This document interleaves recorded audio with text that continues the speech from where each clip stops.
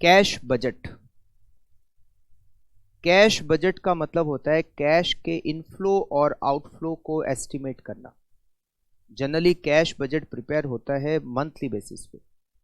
जैसे मान लीजिए कि ये मंथ है जनवरी, तो हम फरवरी का इनफ्लो और आउटफ्लो को एस्टिमेट कर रहे हैं।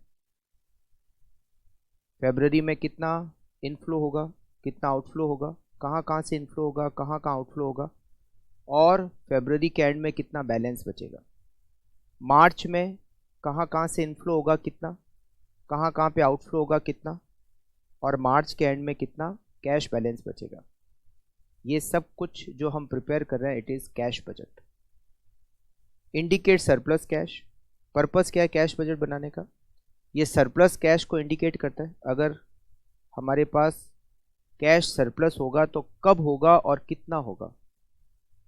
तो सरप्लस कैश अगर पता चल जाए तो हम उसको कहाँ इन्वेस्ट करेंगे, हम इसके बारे में पहले से डिसाइड कर सकते हैं।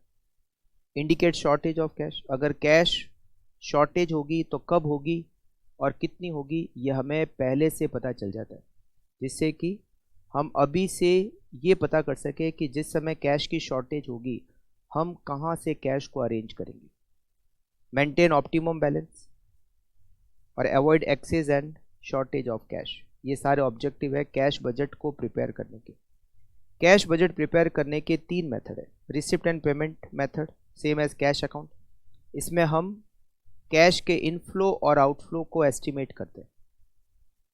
जनरली ये हम जो इनफ्लो और आउटफ्लो का एस्टिमेट करते हैं या मंथ वाइज करते हैं। Adjusted income method, it is same as cash flow statement. हम जो कैश फ्लो स्टेटमेंट में भी कैश को इनफ्लो और आउटफ्लो का एस्टिमेट करते हैं उस तरीके को कहते हैं एडजस्टेड इनकम मेथड।